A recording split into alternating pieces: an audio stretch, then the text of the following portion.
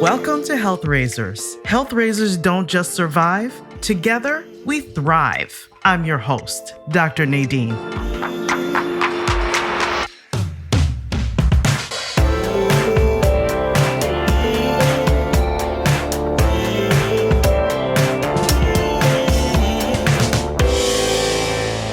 Sana Fayaaz, my friend, fellow coach, fellow akimbo nerd, one of my curiosity superheroes, is here today in my virtual living room. And I'd like to welcome you, Sana. And before we dive in and I hear all of the warm wisdom from you, I would just love to give the audience a piece of a biography that you wrote in one of the workshops in Akimbo that we coach together, the Creatives Workshop, because I think it really encapsulates how creative you are, how curious you are, and how you paint beautiful pictures with words. This intro gave me life. It gave me a dopamine hit. It gave me a hit of oxytocin. It's gorgeous. Sana, you said, I took root in the crowded streets of Pakistan, sprouted in the concrete jungles of New York,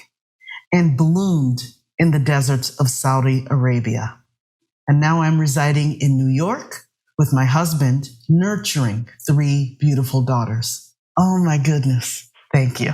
I can't wait to read your book. It is in process of being purchased right now. Chai Chats, I've waited way too long. Well, thank you, Nadine. It is just so wonderful to be here with you. It's my honor. Thank you for coming. So you are one of my curiosity superheroes. We have gotten to know each other relatively well in the past few months, and you just embody curiosity to me. You do it in so many beautiful ways, giving people space, showing people empathy, knowing the question that is going to allow that person to dive deeper and maybe see something that you can see and that maybe that student or participant or that creative can't see. You never take the stance of like a status type thing where you are all-knowing and teacher. I also see you learning from your interactions too. So curiosity, to me, you embody curiosity as a dance, a partnership with the people you interact with. So tell me, how do you define curiosity for yourself? Oh, thank you for saying all of that. I'm just taking that in. I feel like I've been curious. Like when you said that and I was reflecting on, okay, how do I embody curiosity? I've always been curious, even as a child. And I have a funny story to share with you. I lived in Pakistan, so we used to have weddings, and I would not really be interested in being at the wedding. So I would just like go outside. And at one wedding, I remember that there was a person on a cart, and he had tomatoes on his cart. And I used to love tomatoes. And I was like, I wonder where tomatoes come from. And does this guy go to a farm? So I just started following him. I just followed, and I realized that I was nowhere near the wedding venue. And I'm like, oh, wow, like this curiosity has really gotten me far. I was, I believe, 6 or 7 at the time. And one of my uncles spotted me at the marketplace, and he was like, what are you doing here? Aren't you supposed to be at the wedding? So my curiosity has led me really to like far off places. Sometimes dangerous. I mean, it has never, they have that expression like curiosity killed the cat. It hasn't killed me yet. It has only made my life richer. That's a lovely way to put it. So you and I have had discussions before about kind of similarities we share in our upbringing of certain values and ways of being, respecting our elders. So I wonder, in that space, you just described a lovely story, but did you ever find yourself in a position where your curiosity wasn't encouraged necessarily, or you might have felt like I want more, but I'm not in the right space to express it? Yes. Like I have felt that. And I know you shared this with me, Nadine, because I am the oldest daughter. And being an oldest daughter, you have kind of like, it's a gift and also a burden because you're trying to pave the way for your siblings. And also I'm an immigrant. So when I came here to America, it was kind of like, oh yeah, you are the leader and you are going to show your siblings and your family the way. So yeah, that's a lot. And I remember like one of my earliest memories, my grandfather, who I love dearly, he has passed on. He asked me like, what do you want to be when you grow up? And I told him like, I want to be a journalist. And he said, well, you can't be a journalist because it's a difficult job because, you know, you're a woman. And I was like, oh, wow, that's interesting. That's when I realized like, wow, like in a Pakistani society, it's, you know, we have these statuses, we have these roles that we have to play. We're put in boxes. So I thought that was interesting. So that's one of my earliest memories where it's like, society has some roles and we got to check off like a checklist and we got to go in a certain path. And that kind of kills your curiosity. And I remember coming here, I was still curious, but I feel like when I went to high school, that's when my curiosity really died. Like it was like, now I really like, you know, there's this way I gotta, you know, like the American dream, so to speak. I gotta fulfill that American dream. Otherwise, all our sacrifices would be for nothing. Were you in America already for high school? I was in America when I came to 5th grade. Oh, okay. Yeah. And so when you say that your curiosity was a little bit squelched in high school, can you say more about that? Well, I saw like all these cliques, like all these little, even though there was so much diversity. And it was like such an exciting time in my life, but I just felt like there were walls. The Pakistani kids hung out with the Pakistani kids. The Indians hung out with the Indian kids, the white kids and the black kids with the black kids. And it's like, here we are and we're in such a beautiful place of diversity, yet still we're not able to like penetrate these walls and actually talk to one another. And I mean, I don't know how life is like now in high schools and schools, but back then in the 90s, that's what it was. So that was interesting. It's like stay in your lane, you know, and don't bother anyone. And if you just abide by certain rules, these unspoken rules that society has, then maybe you will get, you know, like some kind of like an American dream come true for you. So how did you cope with that feeling of suppression? So maybe your curiosity couldn't be as unbridled as you wanted it to be, but then since it was such a part of your nature, how did you manage it in that situation? I wouldn't really call it managing. I think I would call it avoidance. Like I avoided it. And I think that's what kind of led me to like, I felt like, am I even normal? You know, like for wanting something more. And it seemed like everybody else knew what they were doing while I didn't. So even when I went to college, I went after things which I didn't want to go for. Like I was like, oh, I have to be a doctor. Otherwise, I'm not successful. And when that didn't go to plan, I'm like, oh, I have to do the next most stable career, which is being an accountant. And I went after that. Like I followed things that I thought I was supposed to be doing rather than following the inclinations of my heart. And I did kind of cope with it. Like I would take some creative courses on the side, but that was on the side. Like, oh, that's my side thing, you know, just so I could cope with it. And then I didn't give it my all, you know, like for my, whatever I was trying to achieve, like I was trying to achieve like a career so that it would be fruitful for my parents to have made it to America. And they would have me to show off for like, oh yeah, look, our kids are amazing and they have this wonderful career.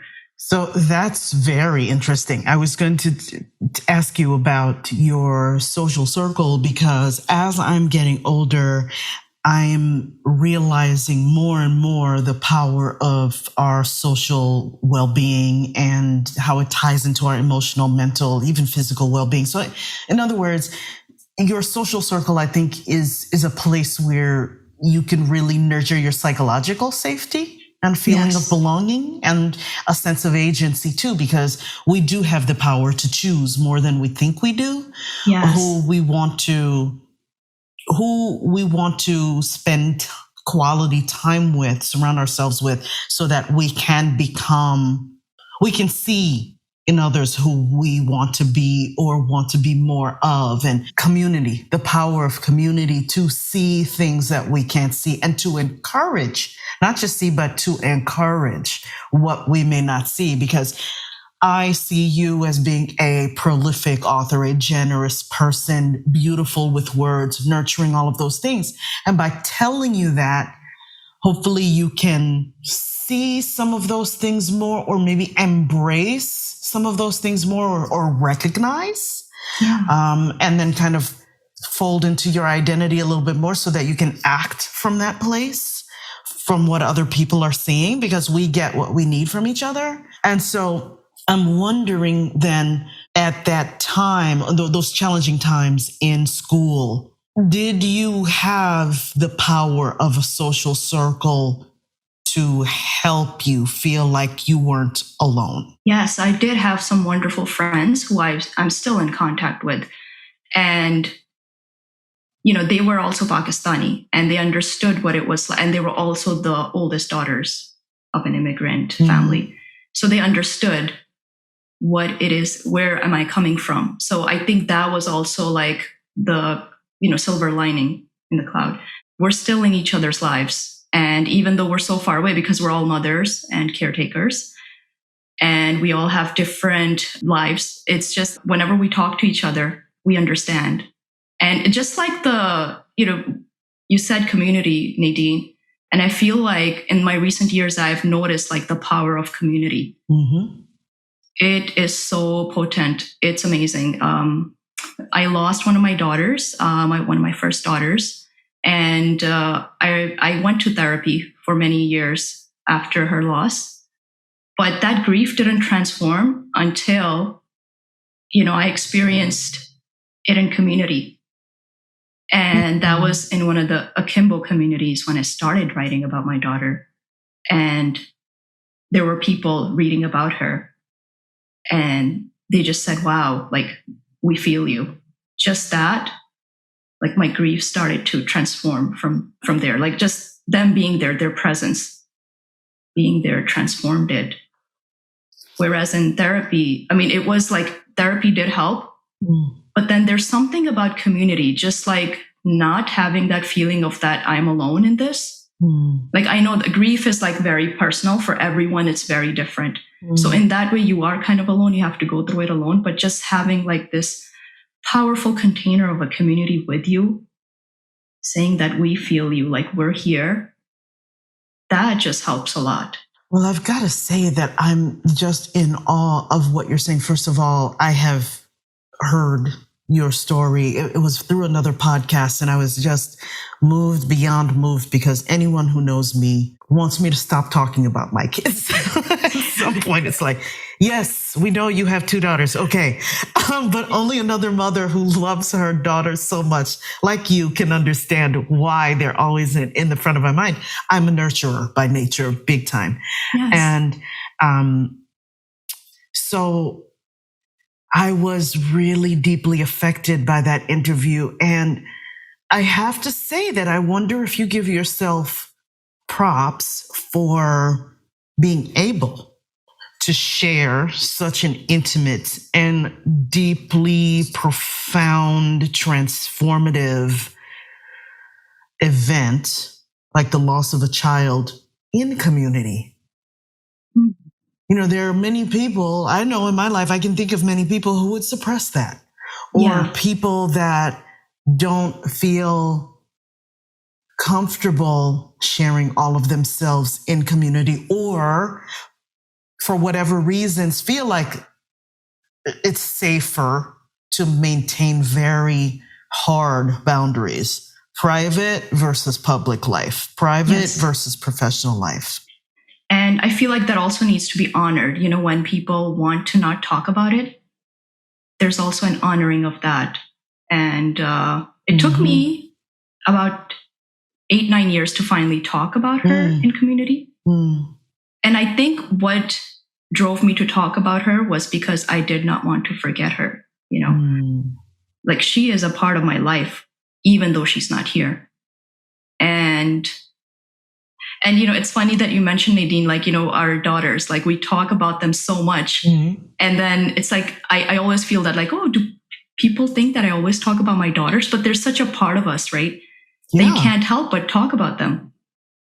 So even like our personal and our public domain, they're so intertwined and interconnected with one another. Both of these things like affect each other so much. You can't really like separate them. Mm-hmm. And I feel like they're part of this, what I mentioned before, part of this vibrant social circle, because I'm not just talking about my daughters, and I don't hear you doing the same thing. I mean, of course, there's a lot of bias, and we're proud of them, and we celebrate, like Haya, little coach, coming to our, I'll never forget that. It's one of my most precious memories. She'd come to our meetings, but you never know what seeds we were planting for her later on, what kind of leadership she'll take from that, right? But so there's pride, but there's also, I know from me, from my point of view, I learned so much from them. And I'm going to cuss. They call me out on my bullshit. Yes.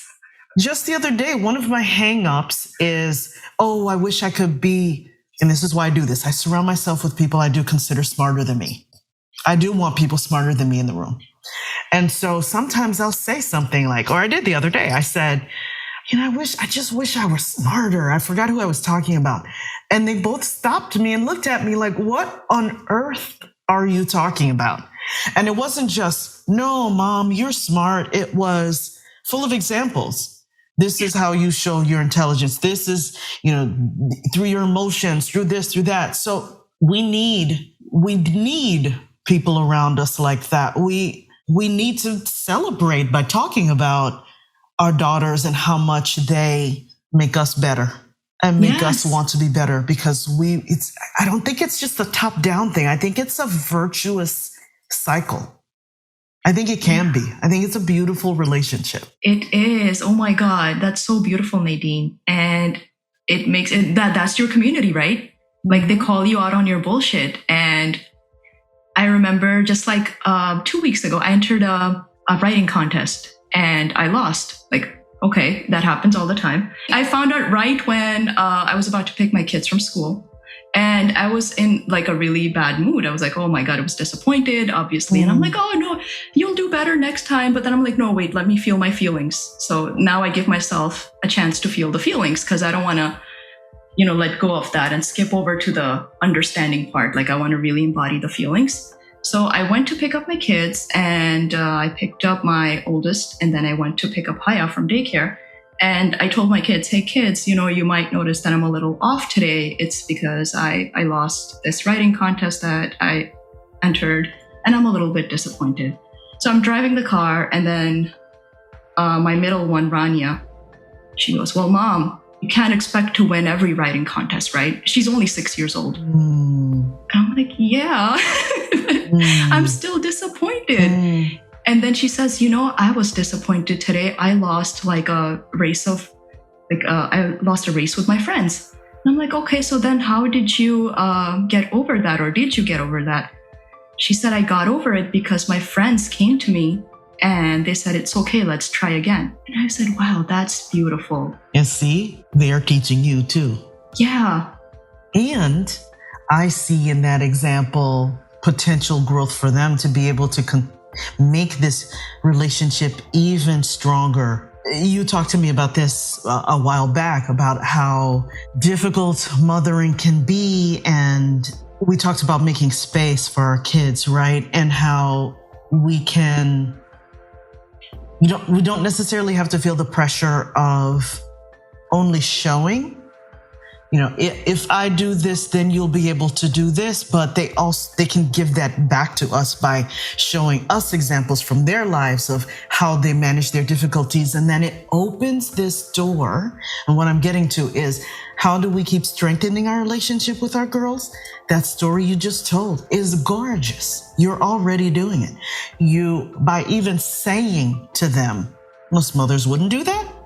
I shouldn't say that. Some would not do that. To be that transparent. I'm in a bad mood because. So, and to be that open-hearted. And then to have your daughter use that as an example to say, no, I don't see that. This is what I see. And this is what happened to me. And it just allows this open door of continual curiosity, a deepening of the bond, a strengthening of the friendship. I don't necessarily agree with people when they say that I'm your parent, I'm not your friend. I get it. I get what they're trying to say, but I do think that I think a strong friendship is the root of a great relationship. Yeah. And I think there can be still, you can set up clear boundaries, respectful ones, how you will and will not engage. But at the end of the day, I think having a really strong friendship with your kids as a foundation makes you both better. So why wouldn't you want that? Yeah, exactly. And you've helped me with this a lot, Nadine, because, I have my oldest is a preteen and she's, going to be a teenager soon. So there's a lot of exciting stuff on the horizon. Yes, there is.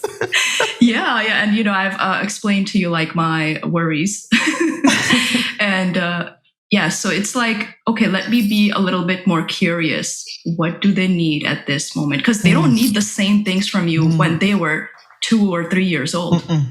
It's always changing. It's like it's not a linear relationship. It's always changing.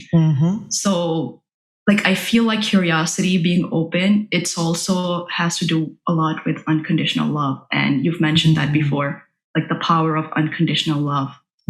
And that also helps us be together. Like, it penetrates that wall that we often put up. So it's just, I feel like my kids opened up that door of curiosity even more for me. That's lovely. Yeah. That's absolutely lovely.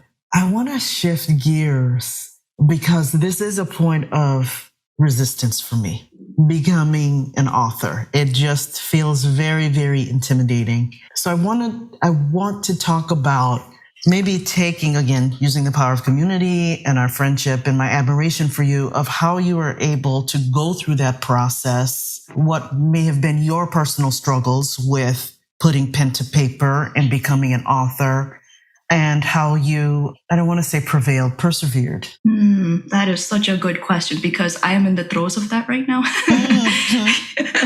So what a wonderful question. When I published my book, right? Because I'm a person who really likes to be in the head a lot.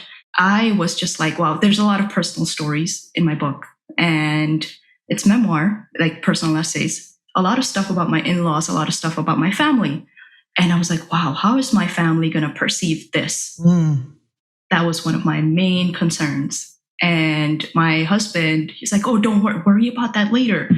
Like you have like this goal, just fulfill it. And the wonderful thing was I was in community of authors who were publishing their books at the same time. So that really drove me like, okay, there was like this wonderful energy that we were feeding off of, like everybody's publishing books and I'm going through this process. I think if I was not in that community, I would not have published. So I published that book and I just shared with my writer friends that here I published this book. And I received really great feedback from them. I was very hesitant to share with my family that I published a book because, I just didn't know how it will be perceived. It's been 2 years now since Chai Chats has been published. And I'm still trying to like own that label of being an author. Yeah, so it's like a consistent, I think many authors, even if you've published like 10 books, you're still in that process of like making that label your own, of wearing that label. And then eventually my in-laws got to read it because my husband, he's wonderful. He took a few copies to Pakistan and he handed them out to my sister-in-laws and my mother-in-law, father-in-law, and they read it. And the last time I went to Pakistan, which was after 7 years, they gave me like the most warmest reception ever. And it was just like, wow.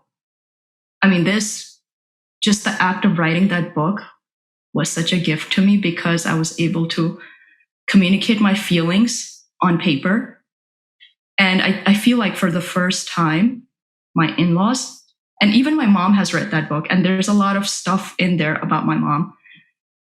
it feels like, wow, they really understand now what I'm all about, what I was feeling at that time. And we have like a more deeper relationship because of that now.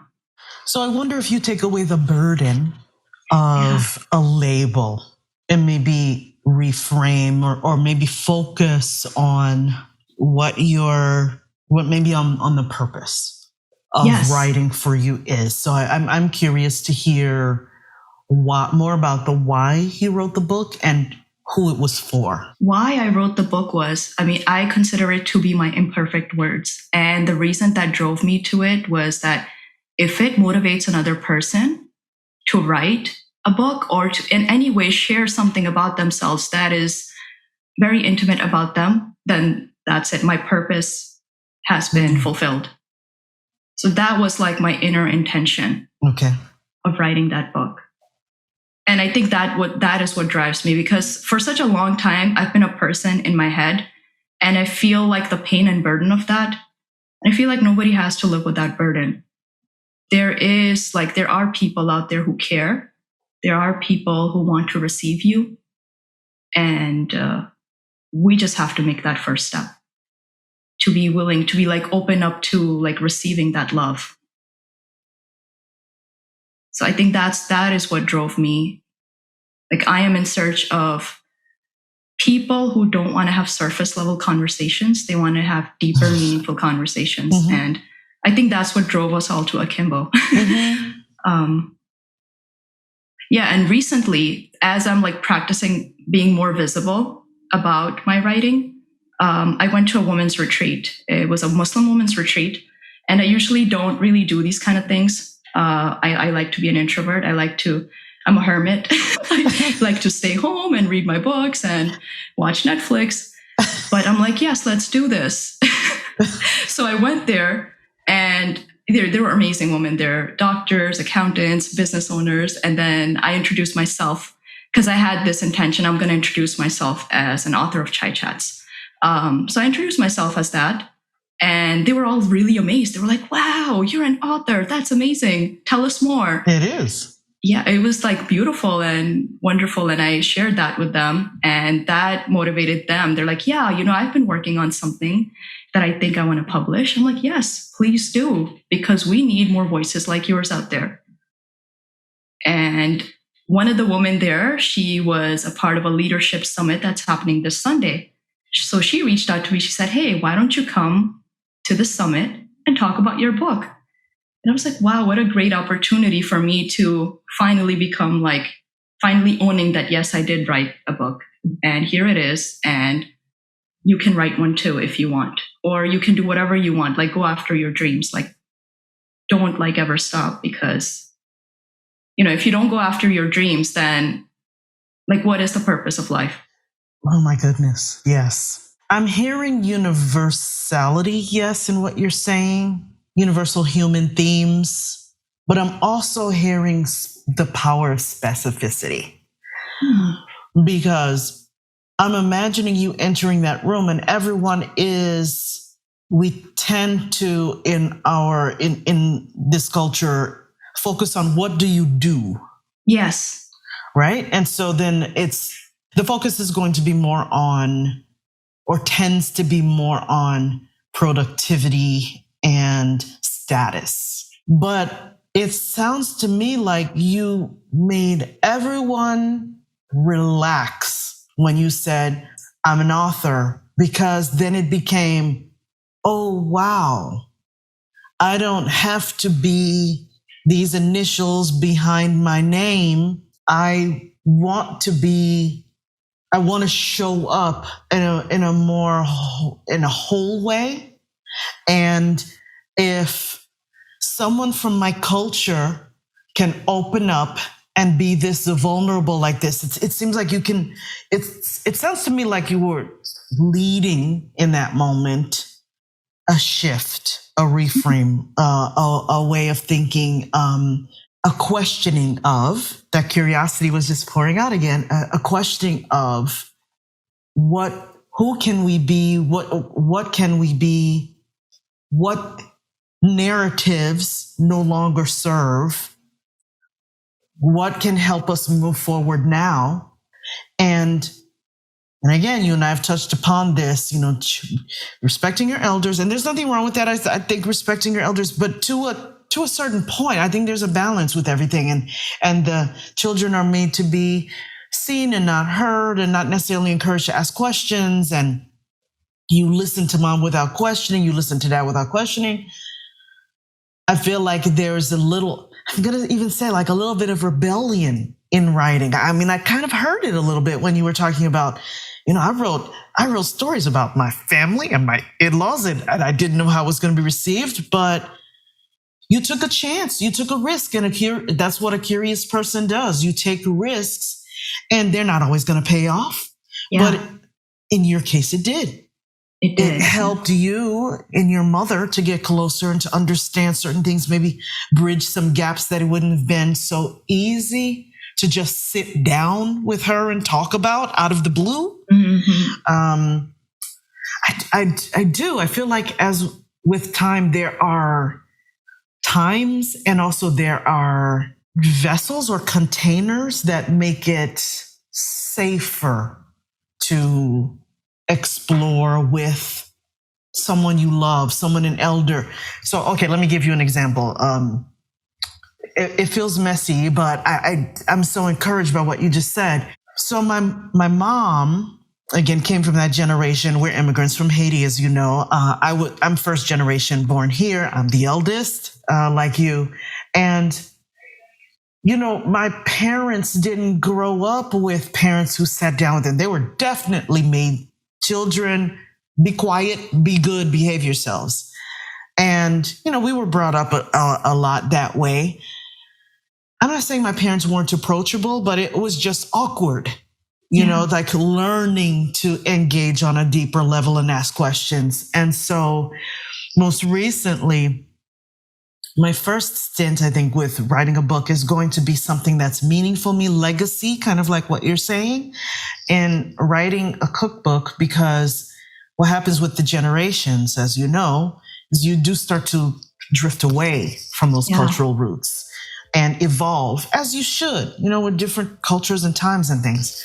But I don't want my kids to lose what it feels like or looks like to make a Haitian pot of rice and beans. Yes. Or chicken, Haitian style, or plantain. I want them to be able to have that. Yeah. I found that it's been a great way. By doing this book, I'm doing it via audio, and I'm going to be writing some things and probably animating some things, but it's in the works now. But it's a way that my eldest daughter, and I are coming together and doing the project. Oh, that's beautiful. So as we're cooking, stories are coming out. The stories that may, again, not have been as organic before, as like now we have a scenario, a safe container where she can say, oh, my mother used to do this. Yeah. Because she's making this thing. And so I get to learn about my grandmother a little bit more. God. Yes. So I do think that if we don't, as curious people, take these types of risks, even though they're super scary, and no one before you has done it before, it can be quite magical and give you gifts you may not expect. Like, it doesn't sound like you expected your in-laws and your mom to go, yes! I know. Thank you for opening the book on our family story. Yes, exactly. Oh, wow. And that's such a beautiful, experience, Nadine, that you talk about. I can imagine you in the kitchen with your mom and being connected to your elders. That's what I feel like when I'm in the kitchen with my mom. And, my mom is an orphan. So, I feel like being an immigrant, you always feel like your stories are fragmented. Mm-hmm. There's a place back home, and now you're here. What is really home? Mm-hmm. And then now having a mom who was an orphan who didn't really know her parents. And then when she speaks about what life was like when she was growing up and how she learned how to cook, it just feels like you get so connected with your ancestors, and it's really powerful. So I feel like curiosity, not only it's a good way into the future, but also in the past, it's something that strengthens you from within. And I totally agree. I really want my kids to like know how to make a Pakistani dish of rice, and like I don't want them to lose that. Yeah. And these kind of things take risks, like, right? Because you could just be like how people are and go with the flow of that, or you could disrupt it and ask questions and try to live a more meaningful life, more intentional life in that way. And I like the inquisitive, kind of going back to how you've always shown up as far as I'm concerned. Whenever we interact, it's this inquisitive, inviting, and warm way of making that space so that the other person can open up as much as that person needs to open up. Exactly. Yeah. Because we don't always get that.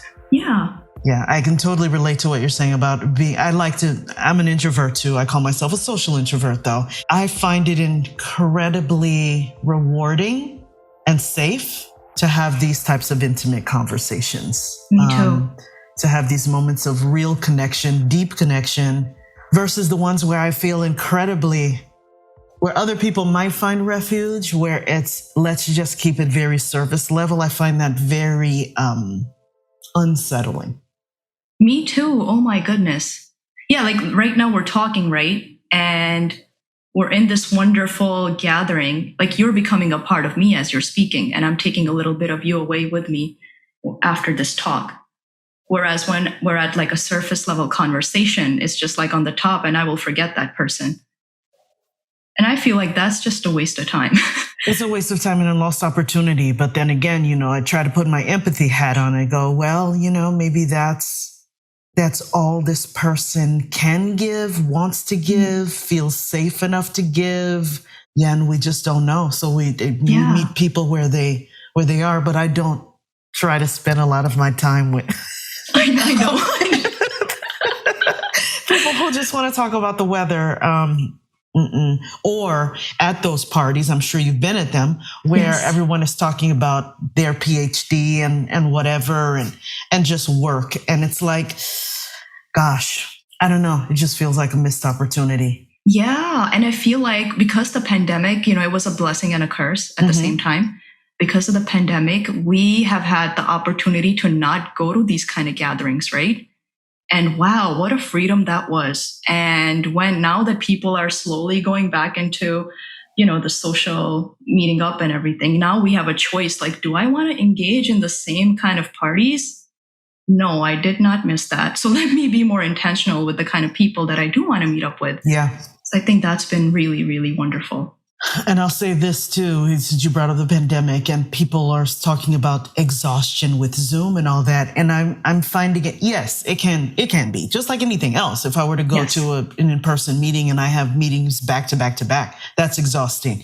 Zoom meetings back to back to back, that's exhausting. However, I think in my experience, I think that we can still use the power of technology and still have deep connections. I don't feel like our talk right now, I'm lacking because you're not physically in the room with me. Yeah, I do feel like we're in the same space. Versus there are plenty of people who I have had the honor of being in the same room, and I feel like we're millions and millions of miles apart. Oh my God, I totally get that. Yes. Yeah, I wonder why that is. It's, I guess, the way we show up. Sure. And the way the other person shows up, right? Oh my goodness, this has been really, really lovely. Thank you so much for being here. I do have a final question for you, but before I ask that, is there anything else you want to say, or do you have a question for me about anything about curiosity? Yeah, I was waiting for this opportunity, and I was like, I can ask her so many questions. But I'll settle on just this one. I'm really curious about one of your earliest childhood memories. Okay. It's cooking again. It's going to be about cooking and really wanting to learn how to make that pot of rice. My grandmother, who lived with us, my maternal grandmother, did not, let's just say that the kitchen was her domain. Yes. She did not invite helpers. Okay. So I remember like begging her, please, please, I want to learn how to make this rice. And so she reluctantly let me come to the kitchen. I remember being like because I have a little bit of, which I didn't recognize for a very long time, the creative and the scientists, combined. And so I remember bringing my pad of paper in and taking notes while she's cooking this pot of rice. So that's one of my favorite memories of feeling like, oh, I finally got in the kitchen and I could see what she's doing, because she was a magical cook. She was really good. She was really good. Because that's what she did for us. And that was part of her strong sense of identity. And the more I think about her over the years, as I feel like I get that nurturing, that strong nurturing and protectiveness about wanting to take care of my family and the people around me and my community too, from her. Because my mom told us a story about my grandmother where she said she never let people go hungry. Neighbors would come in, there'd always be food for neighbors. And it was more of an open community where, somebody comes over, she's going to feed them. So I feel like that sense of wanting to take care of people manifests itself in the work I do. Oh, that's lovely. That's how I show up. Yeah, it sounds like this is a wonderful part that could go in your book. Okay. All right. Yeah. It's happening. It's happening. Yes. It's happening slowly though, but that's okay. I'm enjoying the journey of it. Yeah, and that's what matters. Yes. Sana, what is your personal definition of what it means to be healthy? I think for me, it means to be in flow consistently. So that would mean something that's not static, because by definition, I'm a very sedentary person, but I do try to get some activity in. For me, it's always has to be in flow. Like if we're eating some food, it has to be different every single day. And if I'm having a conversation with someone, it has to be flowing, not static. I don't even know if I make sense right now, but that's what it means for me to be healthy. Like if there's a relationship, there needs to be flow. I do not like stagnancy, because I feel like it's kind of like a river. When you see a river that's flowing, that's a healthy river that's moving on. It's non-linear. It's like it's going and there's life that's thriving. So I feel like a river that is flowing, that's what I imagine when I imagine good health. That answer is exactly why you are one of my curiosity superheroes. Thank you, my friend. Thank you.